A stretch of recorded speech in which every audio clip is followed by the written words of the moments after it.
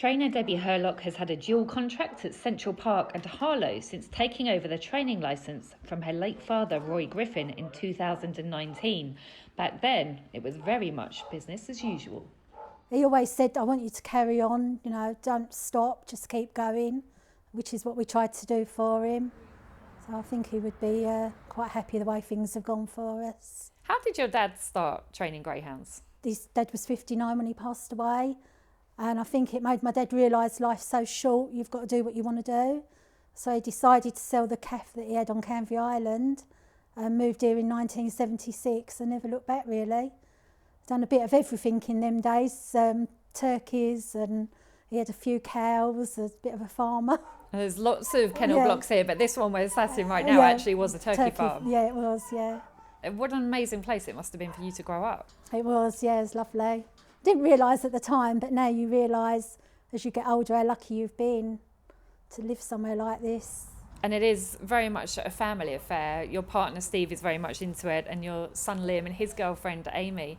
And you all live on site here? We do, yes. We're all on hand all the time, which is nice for the dogs and us. So you're in the bungalow that was your dad's, and Liam and Amy have moved into the place next door, which formerly you lived in? Yeah, my mum's still here in the bungalow with us. She didn't like being on her own, so that was nice that we could be able to be with her. Well, Steve, you come from a very different, non-greyhound related background, don't you? You've had quite a big change in lifestyle recently. Work-wise, I come from an investment banking side of things. Although I was always interested in greyhounds, my mum and dad used to take me to Southend, and then we used to go from Southend to Rayleigh on the Friday nights.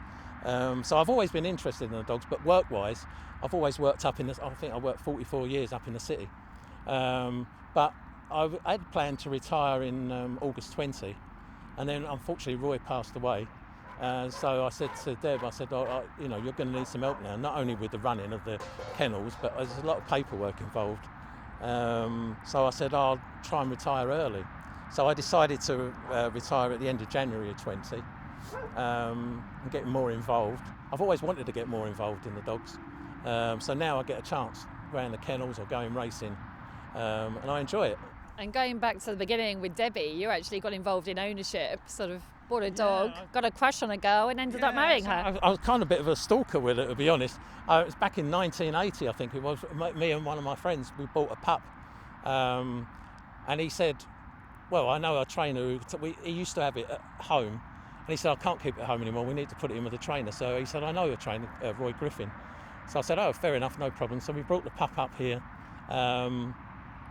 And we went to the dogs, and I started speaking to Debbie when I came up here about the dog. And when I was at the track, I kind of started following her about, trying to talk to her and everything. And one thing led to another, and I started going out with her, and that's history. I've been with her ever since.